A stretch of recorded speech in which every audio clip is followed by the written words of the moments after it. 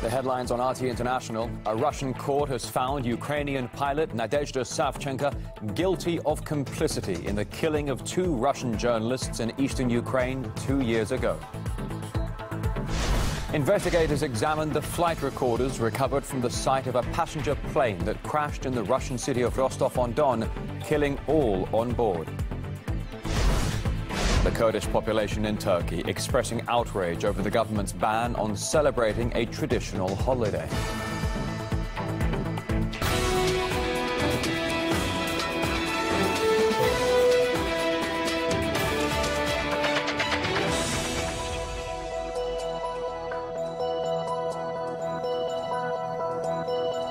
Just turning midday in Moscow on this Monday. Thanks for joining us here on RT International. We start with breaking news for you this hour.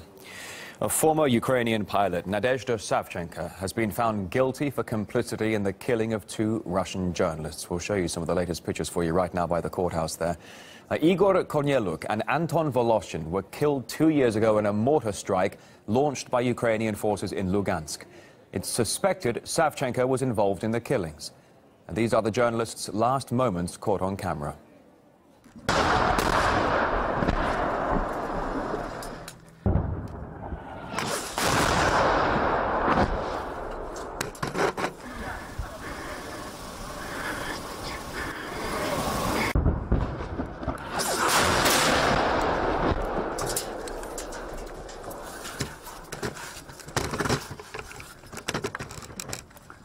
Now, Savchenko was the first female combat helicopter pilot in the Ukrainian army.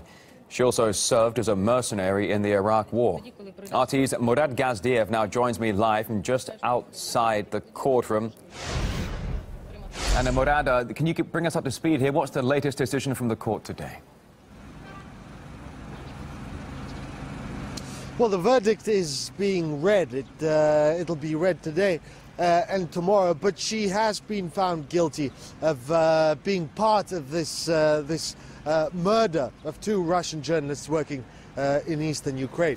The court went through, the prosecutors and judges, they went through a lot of information. They put together exactly what happened, and they say that while she wasn't the organizer was actually the future head of the Aidar far-right battalion, volunteer battalion, fighting in eastern Ukraine.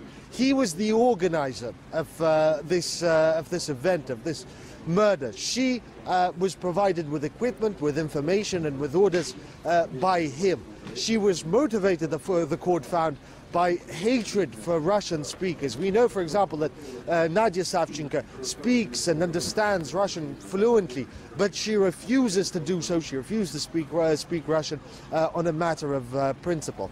She has announced that she will restart her hunger strike in 10 days' time, but she won't appeal the sentence. According to her lawyer, that's because she believes if she doesn't appeal the sentence, negotiations over her being handed over to Ukraine will begin all the sooner.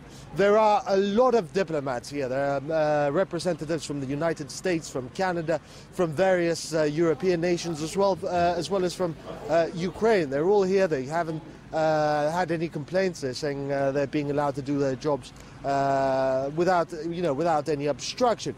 But Nadezhda Savchenko, just to remind you, she's being accused of zeroing in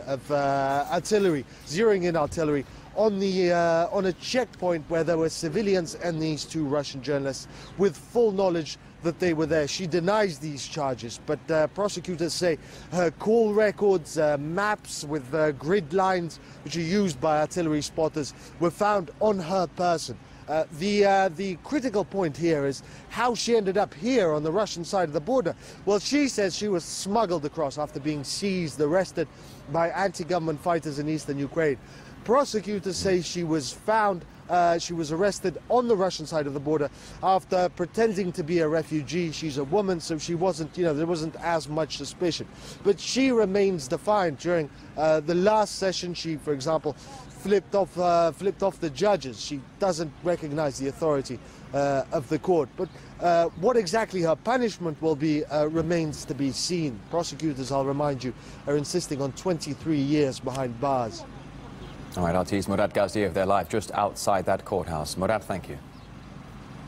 Ukrainian authorities have issued a so-called Savchenko blacklist of more than 40 people they consider responsible for her, quote, illegal detention and falsified trial. It includes the head of Russia's investigative committee, as well as the director of Russia's Federal Security Service. Prosecutors, judges and security officials are also on the black list. Well, for more insight on this, I'm now joined live by Alexander Mercouris, the international affairs editor for the Russia Insider news website. Alexander, great to see you today. Savchenko says she's not guilty because at the time of the journalist's death, she had already been kidnapped by separatists.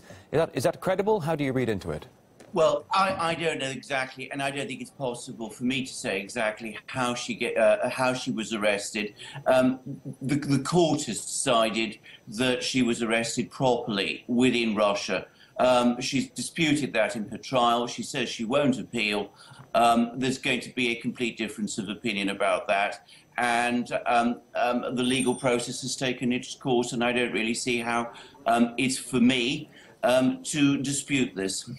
Now, the Western media, as you know, Alexander, have been widely covering this case. Just for a moment, stand by. Have a listen to this.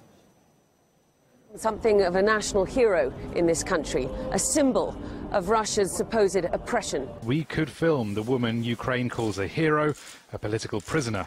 The trial has provoked international criticism as well as claims the charges have been fabricated for political reasons. Why do you think this story is garnering so much media attention? Well, the whole trial fits within the entire narrative of a war by Russia against Ukraine. The problem is that nobody who discusses this question with much interest discusses the actual role Savchenko is supposed to actually had in the conflict and what she's supposed to have done.